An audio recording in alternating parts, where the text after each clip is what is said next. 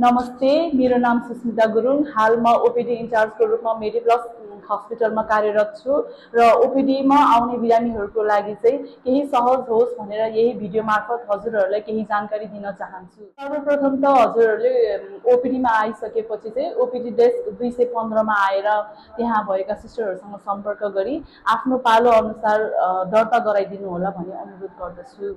दोस्रोमा चाहिँ बिरामीहरूले ओपिडीमा आउँदाखेरि चाहिँ आफ्नो नियमित खाइराख्नु भएको औषधिको पुरानो पूर्जाहरू र पुरानो रिपोर्टहरू लिएर आउनुभयो भने चाहिँ डक्टरलाई हजुरलाई जाँच गर्नलाई चाहिँ सहज हुनेछ।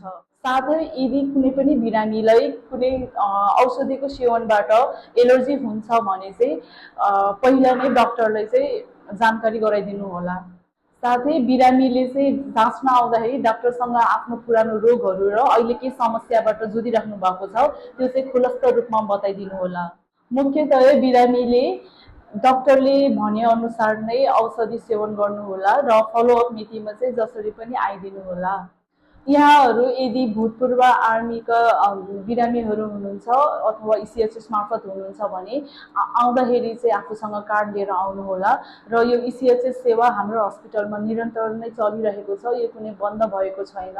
साथै यहाँहरू यदि 70 वर्षभन्दा माथि हुनुहुन्छ भने चाहिँ रेफर लिन जानु पर्दैन पेन्सन क्याम्पमा र 70 वर्षभन्दा मुनिका सबैले आफूसँग आउँदा पहिला क्याम्पमा गएर रेफर लिएर आउनुहोला र नियमित तरिकाले कार्ड देखाएर टिकट लिइदिनु होला।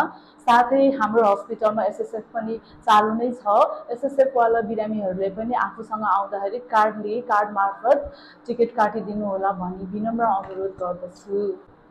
अन्तमा यहाँहरू सबैजना हस्पिटल परिसरभित्र अनुशासित भई शान्तमय वातावरण कायम गरिदिनु होला। हस्त धन्यवाद।